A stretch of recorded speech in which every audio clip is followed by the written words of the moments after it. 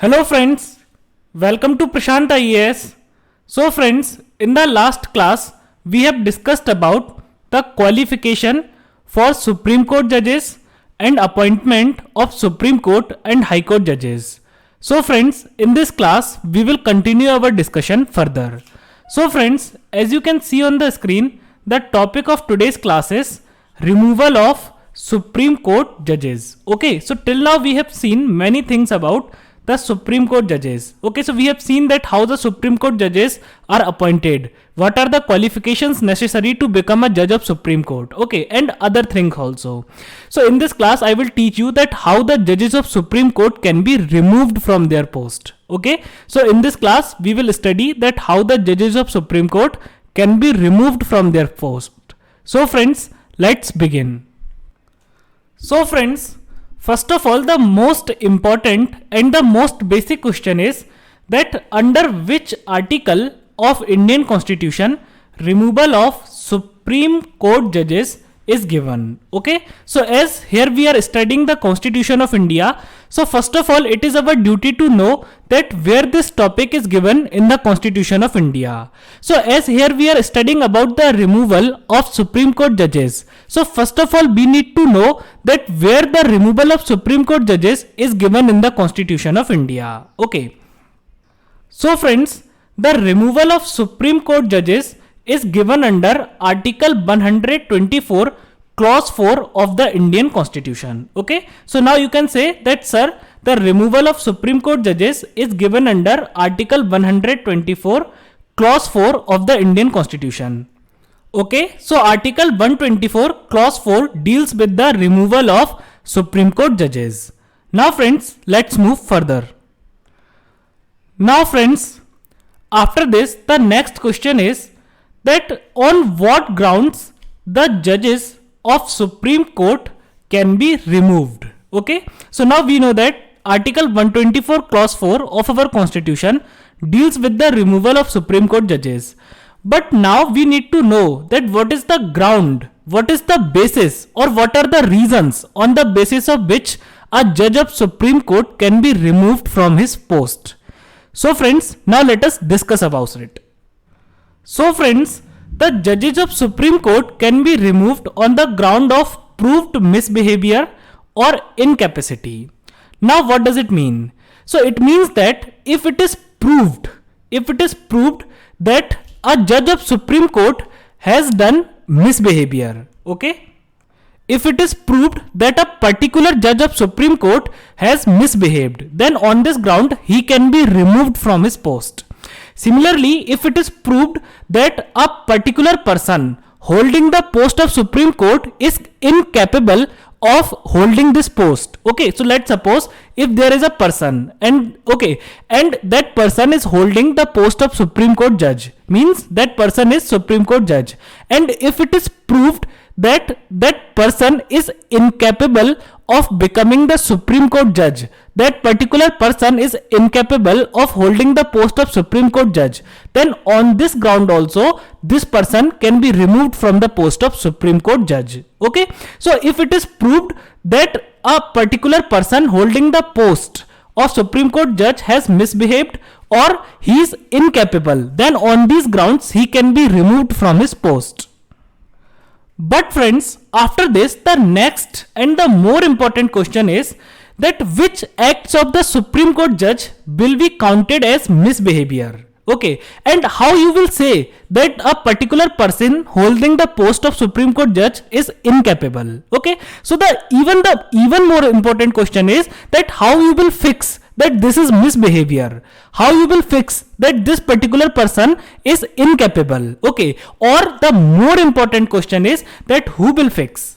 Okay, so who will fix that who will fix that which acts of a Supreme Court judge will be called as misbehavior. Okay, so now my question is that which authority or who will fix that which acts of a Supreme Court judge will be counted as misbehavior, or who will fix that how a judge of Supreme Court can be declared incapable. Okay, so now let us try to find out the answer of these questions. Why? Because these questions are very important. Because if we are saying that a Supreme Court judge can be removed on the ground of proved misbehavior or incapacity. So first of all, we need to know that which acts of the Supreme Court judge will be counted as misbehavior, or how a Supreme Court judge can be declared incapable. Okay, and the more important question is that who or which authority will decide that which acts of a Supreme Court judge will be called as misbehavior, or how a Supreme Court judge can be declared incapable. Okay, so now let us try to find out the answer to these questions. Now friends, for finding the answer of our question, we need to read Article 124 Clause 5 of the Indian Constitution. So now let us read and let us try to understand that what Article 124 Clause 5 of the Indian Constitution says. So it says that Parliament may by law regulate the procedure for the presentation of an address and for the investigation and proof of the misbehavior or incapacity of a judge under clause 4. Now what does it mean? So first of all, okay, so now I will explain you that what this article of the Indian Constitution means. Okay, so here it is written clause 4. So this clause 4 basically means Article 124 clause 4 of the Indian Constitution. Okay, and just now I have told you that Article 124 clause 4 of the Indian Constitution deals with the removal of Supreme Court judges. Okay, so as this article deals with the removal of Supreme Court judges, so it is written in Article 124 clause 4 of the Indian Constitution that a Supreme Court judge can be removed on the ground of proved misbehavior or incapacity. Okay, so Article 124 clause 4 tells us that a Supreme Court judge can be removed on the ground of proved misbehavior or incapacity. Okay, so now Article 124 clause 5 is saying, so friends, Article 124 clause 5, okay, so this article of the Constitution has empowered the Parliament of India. Means this article of the Indian Constitution has given the power to the Parliament of India to make a law. Okay, and in that law, and by making a law, Parliament will tell, okay, so in that law, Parliament will tell that how the investigation will be conducted, how the investigation will be done, okay, or how the investigation will be conducted for the charges against the judge, okay, and what are the proofs which are necessary to prove that the judge has misbehaved or the judge is incapable. Okay, so what Article 124 clause 5 has done, so this article has provided the power to the Parliament of India that Parliament of India will make a law, and by making a law, Parliament of India will tell, Parliament of India will fix that which acts of the judge will be considered as the misbehavior, which acts of a Supreme Court judge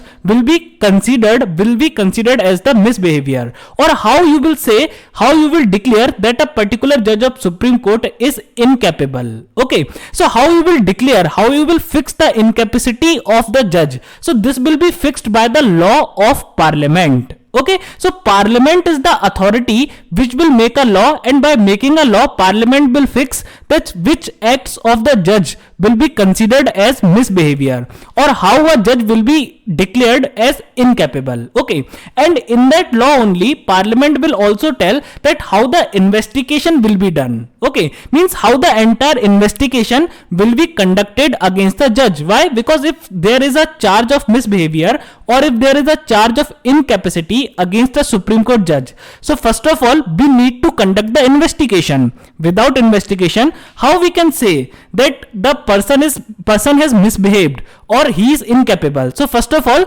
the investigation is needed to be conducted. So in this law only, Parliament will tell that how the investigation will be conducted, or who will investigate the charges against the judge. Okay, and similarly, Parliament will fix that what proofs are necessary. Okay, which proofs are necessary to fix that the judge has misbehaved or the judge is incapable. Okay, so Parliament is the authority which has the power to make a law, and by making a law, Parliament will declare that what is the procedure for the investigation of charges against the judge. Okay, so now I hope that all of you must have got your answer, that how, that which acts, that which authority will fix that which acts of the Supreme Court judge will be considered as misbehavior, or how it will be declared that a particular judge of Supreme Court is incapable. Okay, and Parliament, by making a law, will give the procedure of the investigation. Parliament, by making a law, will give the procedure for the investigation against the charges against Supreme Court judge. Okay, so what I am saying, that Parliament, by making a law, provide the procedure for the investigation of charges against the judge. Okay, now after that there is one more thing in Article 125 clause Article 124 clause 5. Okay, so if you will read the upper portion of Article 124 clause 5, then it is written that Parliament may by law regulate the procedure for the presentation of an address. Okay, presentation of an address, and for the investigation and proof of misbehavior or incapacity of a judge under clause 4. Okay, so now what this first line means? So this first line actually means that, Article 124 clause 5 has provided the power to the Parliament of India. Okay, and what is that power? That power is that Parliament of India will make a law, and in that law Parliament of India will tell that how the resolution for the removal of Supreme Court judges will be presented in the Houses of Parliament, and what will be the procedure for the removal of Supreme Court judges. Okay, so what Article 124 clause 5 is doing? Article 124 clause 5 is giving the power to the Parliament, that Parliament, by making a law, Parliament will make a law, and by making this law, Parliament will tell that what is the procedure of the introduction of resolution in the Houses of Parliament for the removal of judges. Okay, so friends, on the basis of this entire story, we can conclude that under Article 124 clause 5, Parliament is empowered by the Constitution to provide for procedure related to introduction of resolution for the removal in the Houses of Parliament and for the investigation of charges against judges. Okay, so now what does it mean? So it basically means that Parliament of India has the power to make a law. Okay, Parliament of India has the power to make a law, and in that law Parliament will tell two things. The first thing is that how the resolution for the removal of judges, will be presented in the Houses of Parliament. Okay, so Parliament, by making a law, will give the procedure that how the resolution will be introduced in the Houses of Parliament for the removal of judges. And the second thing which Parliament will give in this law is that Parliament will tell the procedure for the investigation. Parliament will tell the procedure for the investigation of charges. Okay, investigation of charges against the judge. For what? For misbehavior or incapacity. Okay, so in this law, Parliament will tell us two things. First of all, Parliament will tell us that how the resolution will be introduced in Lok Sabha and Rajya Sabha, and after that Parliament will tell us that what is the procedure of investigation. Okay, how the investigation will be conducted, who will do the investigation. Okay, so what Parliament will do, the second thing which Parliament will do is Parliament will provide for a procedure to investigate the charges against the judge. Okay, so these two things Parliament will do. Now friends, using this power, Parliament passed an act which is known as Judges Inquiry Bill 1968. Okay, so this Judges Inquiry Bill 1968 actually tells that how the resolution for the removal of Supreme Court judges will be introduced in both the Houses of Parliament. Okay, so now friends, so now you know all the things, that how the story is going on. So now we will discuss about the actual process. Okay, so now we need to discuss about the process, that how actually the judges are removed, or what is the actual procedure to remove a judge of Supreme Court from their post. So friends, we know that in India, okay, we have two houses of parliament. And which are the two houses of parliament? So the two houses of parliament in India are Lok Sabha and Rajya Sabha. Okay, so now the first question is that in which house of the parliament the resolution for the removal of Supreme Court judges can be introduced. Okay, means my question is whether this resolution can only be introduced in Lok Sabha, or it can only be introduced in Rajya Sabha, or it can be introduced in both the houses. So now I will give you the answer of this question. So friends, the answer of this question is that the resolution for the removal of Supreme Court judges can be presented in either house of parliament. Means it can be presented in Lok Sabha, or it can also be presented in Rajya Sabha. Means in this matter both the houses enjoy equal power. Okay, so it can be presented in Lok Sabha, or it can be presented in Rajya Sabha also. But there is one difference. And what is that difference? And that difference is the most important one. So that difference is that if the resolution for the removal of a Supreme Court judge is to be presented in Lok Sabha, okay, or if a resolution for the removal of a Supreme Court judge is to be presented in Lok Sabha, then it must be supported by at least 100 members of Lok Sabha. Okay, so a resolution can only be introduced in Lok Sabha. A resolution for the removal of Supreme Court judge can only be introduced in Lok Sabha if it is supported by at least 100 members of Lok Sabha. But friends, on the other hand, if we will see for Rajya Sabha, so for Rajya Sabha, this number is different. So it means that for the introduction of resolution asking for the removal of Supreme Court judge, okay, so if this resolution has to be introduced in Rajya Sabha, then it must be supported by only 50 members. Okay, means here the support of only 50 members is sufficient, but here the support of 100 members is needed. So we can say that if this resolution means the resolution for the removal of Supreme Court judge is to be presented in Rajya Sabha, then it must be supported by at least 50 members. But if it has to be presented in Lok Sabha, then it must be supported by at least 100 members. So friends, after this, let's suppose that what happened, that a resolution, okay, so now we will take one example, and based on that example I will explain you the entire story. So let's suppose what happened, that there is a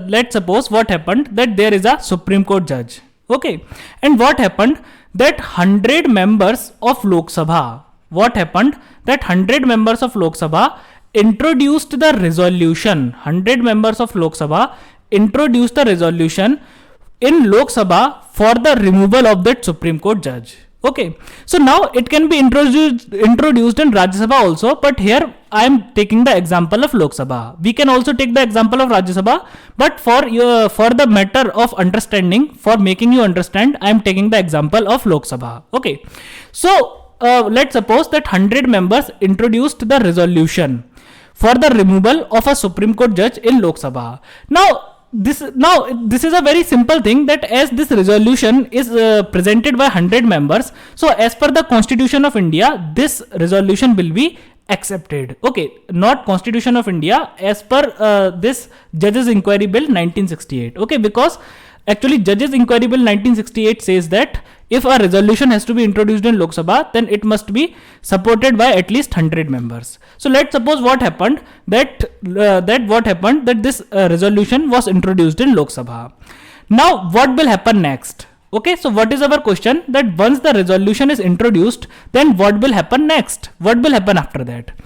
Now friends, in the previous classes I taught you that there is a presiding officer of the house. Okay, so there is a presiding officer of Lok Sabha and there is a presiding officer of Rajya Sabha as well. Now who is the presiding officer of Lok Sabha? So now I will not tell you that who is the presiding officer of Lok Sabha, because I have already told you this a number of times in the previous lectures. So now it is your assignment that pause the video and comment and give your answer in the comment section, that who is the presiding officer of Lok Sabha. Okay, so now what will happen, that the presiding officer of the house will form a three-member judicial committee. Okay, so if it is introduced in Rajya Sabha, then this work will be done by the presiding officer of Rajya Sabha, and if it is introduced in Lok Sabha, then this work will be done by the presiding officer of Lok Sabha.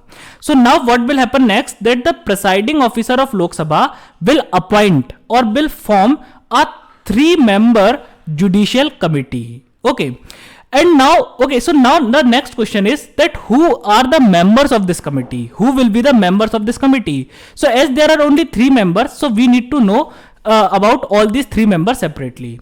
So the first member of this judicial committee, the first member of this 3-member judicial committee will be the sitting judge of Supreme Court. Okay, so who will be the first member? The first member will be a sitting judge of Supreme Court. Okay, now after that, who will be the second member of this judicial committee? So the second member of this judicial committee will be a sitting judge of High Court.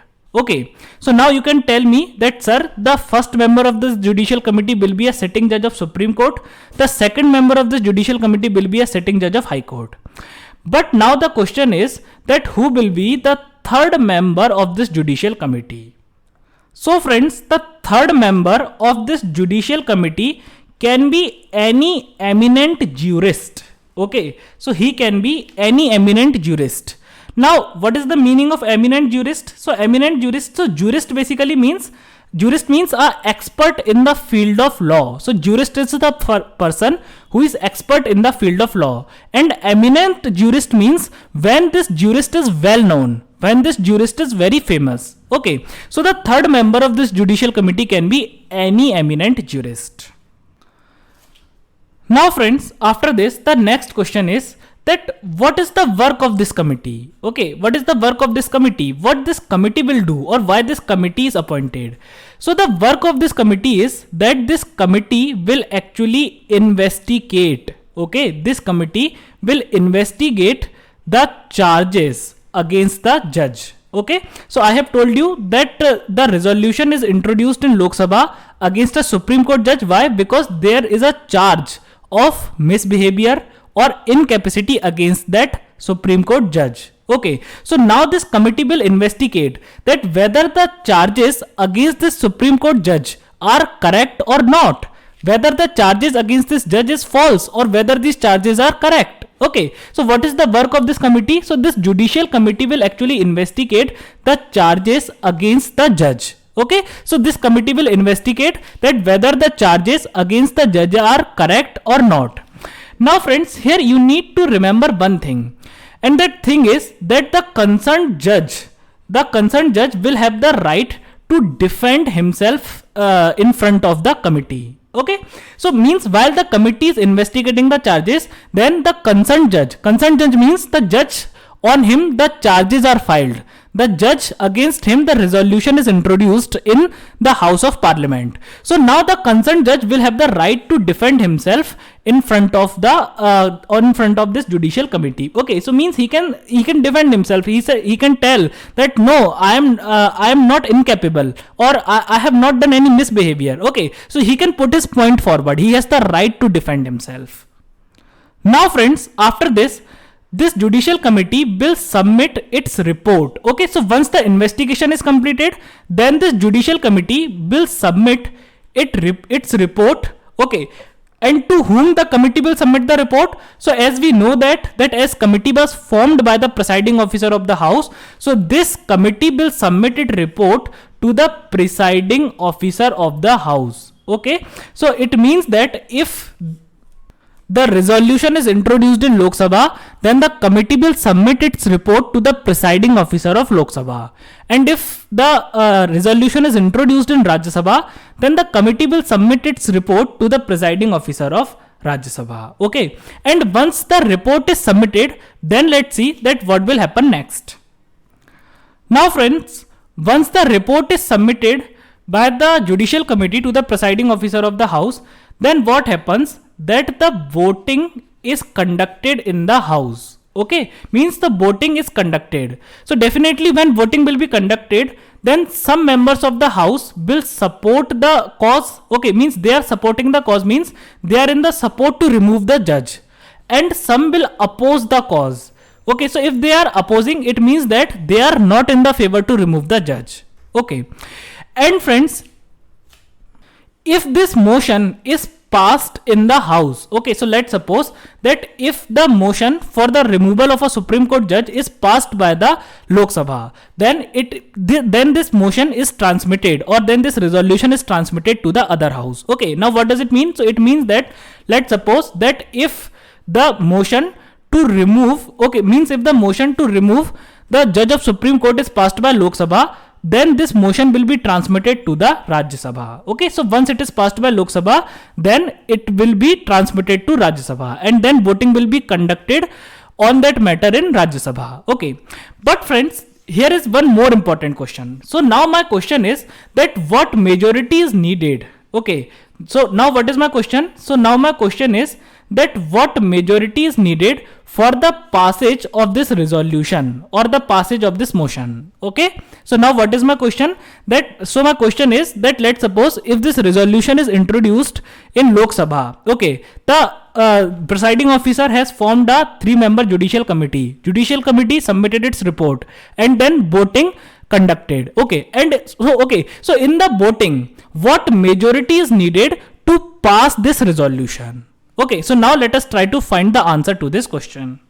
So friends, for the passage of this resolution, a special majority, okay, so this must be approved. It must be passed by a special majority of more than 2/3 of the members of the house present and voting. Okay, so first of all, this resolution must be passed by not less than, or it must not be passed by more than 2/3 of the members of the house present and voting, and plus it must also be approved by the absolute majority of the house. Okay, so I have already taught you about this type of majority in the previous classes. Okay, so this is one majority. Okay, and this type of majority is actually used in the removal of Supreme Court judges. Okay, so if the resolution is passed by a special majority of not less than 2/3 of the members present and voting. Okay, if the resolution is passed by a majority of more than 2/3 of the members present and voting,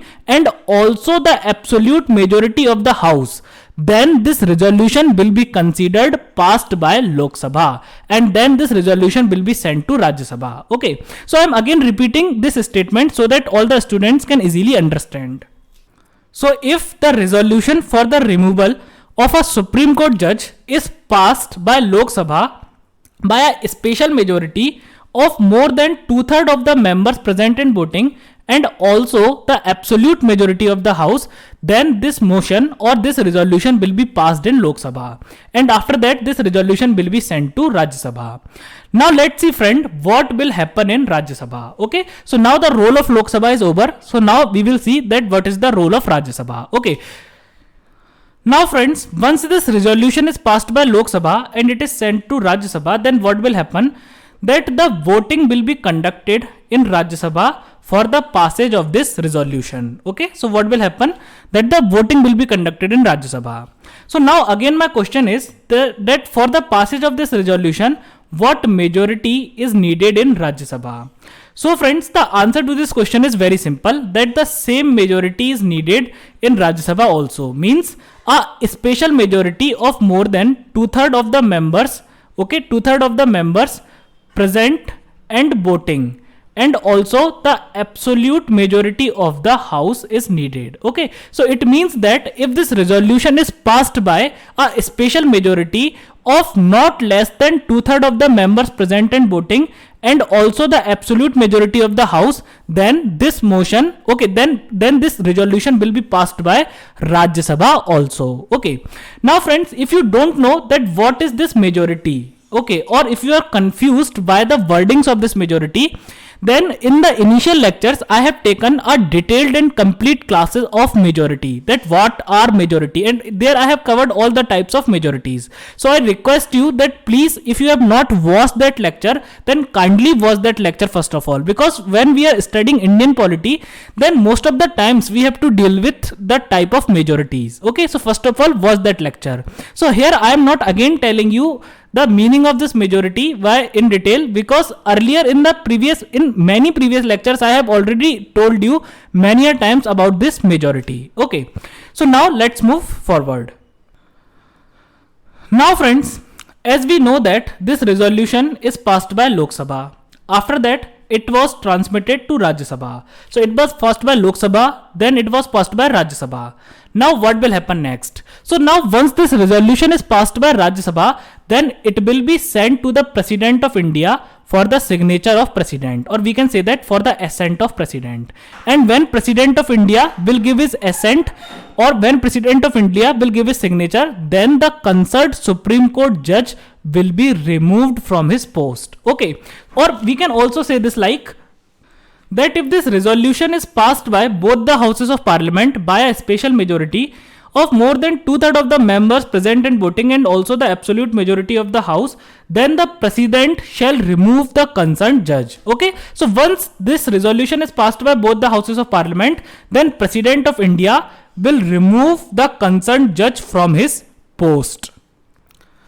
So friends, with this the topic of the removal of Supreme Court judge is also now completed. Now friends, one analytical thing is remained about this topic, and there are chances that the question can be asked from this analytical question, this analytical topic in your mains exam. Okay, so this is a main. So now I am teaching you a mains oriented topic.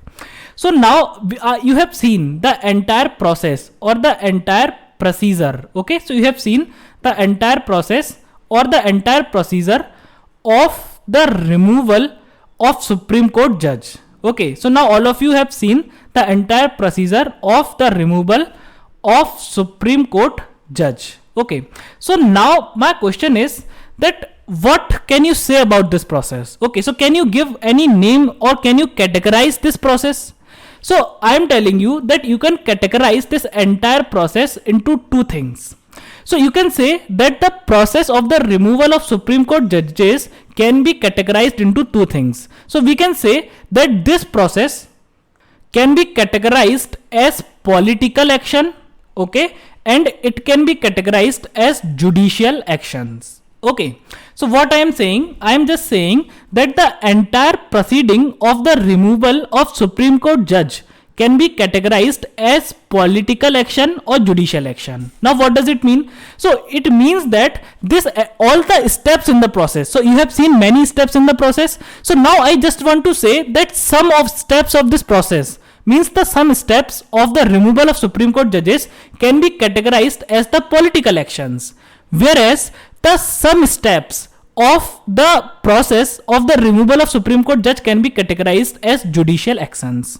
So now let's see that which steps of the process can be categorized as political actions and which steps of this process can be categorized as the judicial actions. Okay, so now let us discuss about it in detail. So friends, for example, I have categorized some of the actions as political actions and some of the actions as judicial actions. For example, the introduction of resolution in the house is the political action. Passage of resolution by the houses of parliament is also a political action. On the other hand, if you will see that the judicial actions are, for example, the appointment of judicial committee by the presiding officer of the house is a judicial action.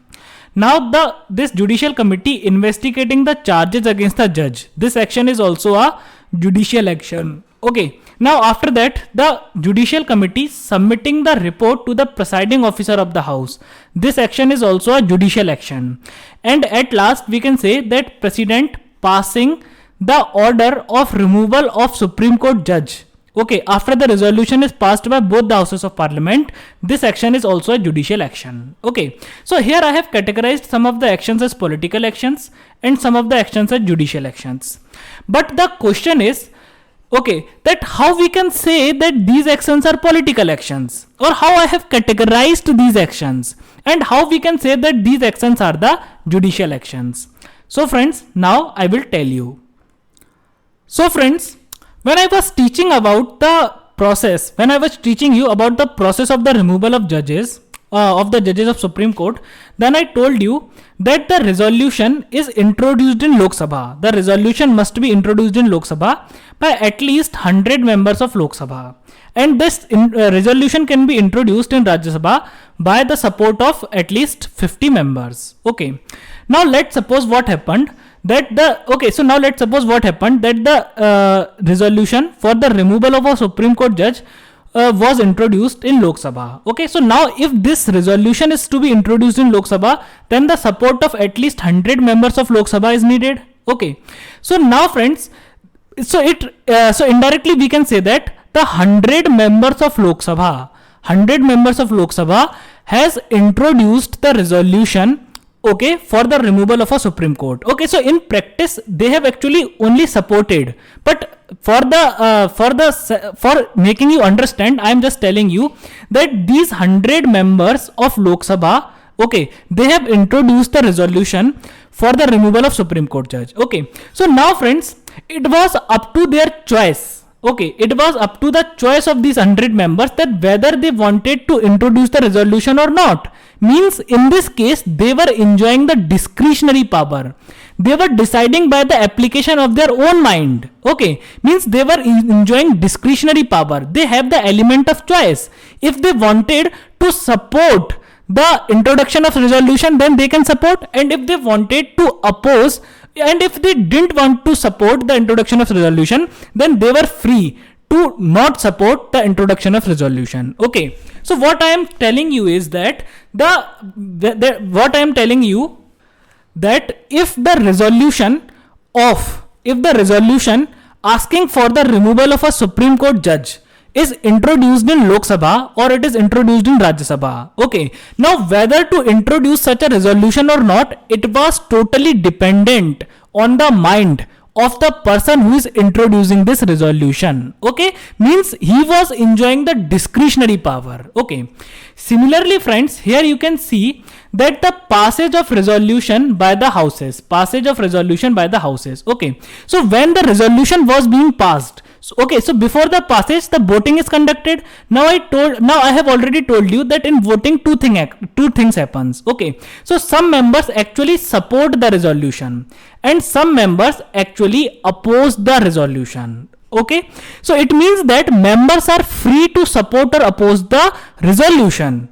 There is no pressure on them. They are free to support or they are free to oppose the resolution. Okay, means here also they are using their own mind. Here also they are using the discretionary power. Okay, so that's why both of these actions are political actions. Why? Because here the members are using their discretionary power. Here the discretionary powers are being used. Okay, but when you will see the judicial actions, so for example, the appointment of judicial committee by the presiding officer. Okay, so now presiding officer here does not enjoy the discretionary power. Why? Because if the resolution is introduced in the house, then presiding officer of the house is duty bound by the Judges Inquiry Bill 1968 to appoint a judicial committee. Okay, so it means that here presiding officer is not free. Here he does not have any choice to appoint or to not appoint judicial committee. He is actually duty bound to appoint a judicial committee for the investigation of charges. Means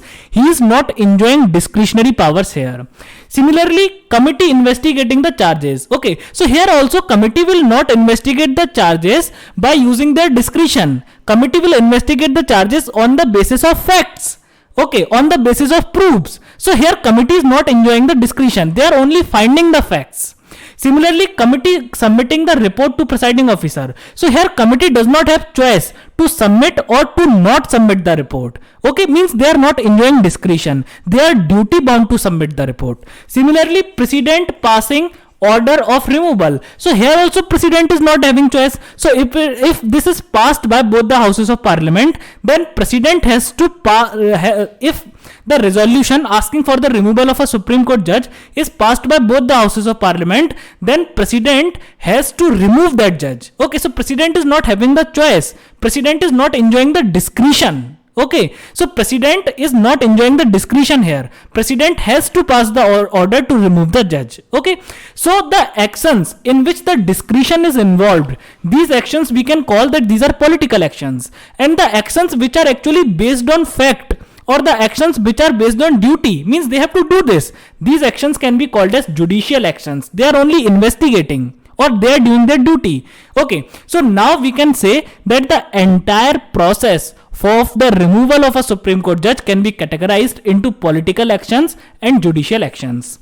Friends, this topic is very analytical. Okay, and if you will include, and if a question is asked in UPSC mains exam from this topic, and if you will do this analysis, and if you will write your answer by writing this analysis, okay, then definitely I can guarantee that you will fetch the extra marks. Okay, why? Because when you write the analytical answers, when you show the your level of your mind, then definitely the examiner is impressed by you, and then he is forced to give you the extra marks. Okay, so friends, that's all for today. I hope that you all must have enjoyed the lecture, and if you have enjoyed the lecture, then please like the video, comment, subscribe the channel, press the bell icon and select all. So friends, now we will meet in next class with a fresh topic. Till then, stay healthy, stay indoors, take care of yourself. Thank you.